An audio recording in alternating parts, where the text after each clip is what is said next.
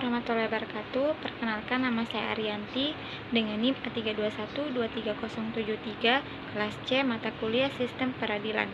Baik, di sini saya akan menjelaskan resume yang telah saya buat mengenai pemeriksaan, penyelidikan, dan penyidikan.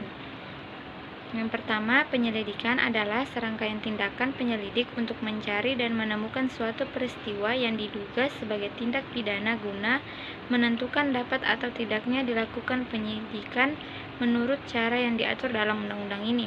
Tujuan utama penyelidikan yaitu menentukan apakah suatu peristiwa benar-benar tindak pidana, menentukan cukup alasan untuk melanjutkan ke tahap penyidikan, mengumpulkan informasi awal untuk memperjelas dugaan tindak pidana. Kemudian tahap pelaksanaan penyelidikan.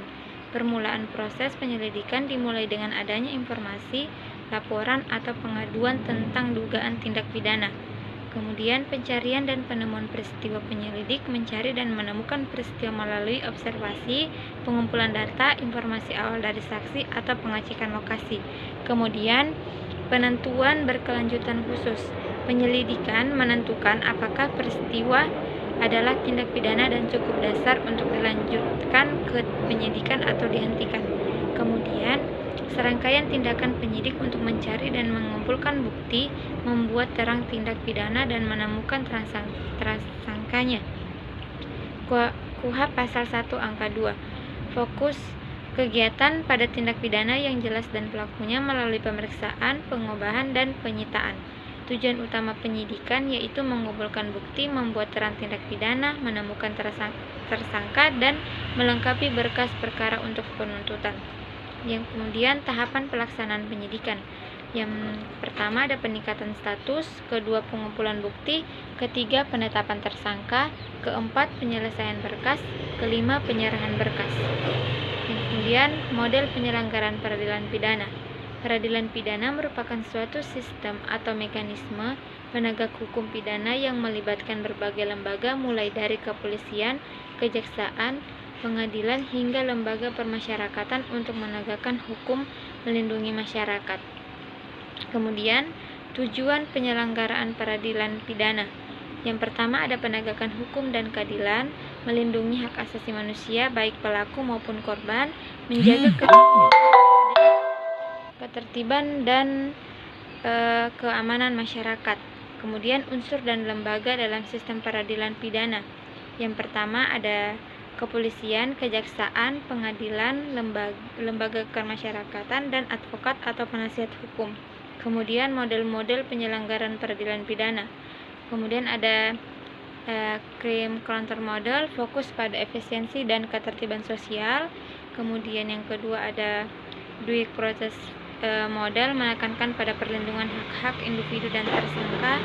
Model restoratif, keadilan restoratif, fokus pada pemulihan hubungan antara pelaku dan korban. Kemudian model rehabilitatif, fokus pada perbaikan perilaku pada pelaku kejahatan. Dan yang kelima model integratif. Kemudian ada sistem peradilan pidana. Yang pertama pencegahan kejahatan, yang kedua resosialisasi pelaku kejahatan, yang ketiga kesejahteraan sosial. Model-model penyelenggaraan peradilan pidana. Yang pertama ada meneliti peristiwa tindak pidana, identifikasi terhadap pelaku ditangkap, pemeriksaan pelaku, saksi dilakukan secara terpisah, pemeriksaan pelaku di tempat langsung, komunikasi dengan pihak lain dan keluarga tidak diizinkan. Perlakuan yang dilakukan terhadap pelaku tidak diberitahukan. Tujuan pemeriksaan hanyalah pengakuan melalui cara pemaksaan. Hasil pemeriksaan diserahkan pada pengadilan, hakimnya memeriksa berdasarkan hasil pemeriksaan penyidikan tanpa pengembangan lebih lanjut. Pasal 6 KUHP, penyidik adalah penjabat polisi RI, pembantu letnan, inspektur polisi, atau komandan sektor kepolisian berpangkat bintara di bawah pembantu letnan 2 karena jabatannya adalah penyidik. Wewenang penyidik pasal 7 KUHP antara lain melakukan tindakan pertama di tempat kejadian dan penghentian penyidikan. Sekian dari saya. Assalamualaikum warahmatullahi wabarakatuh.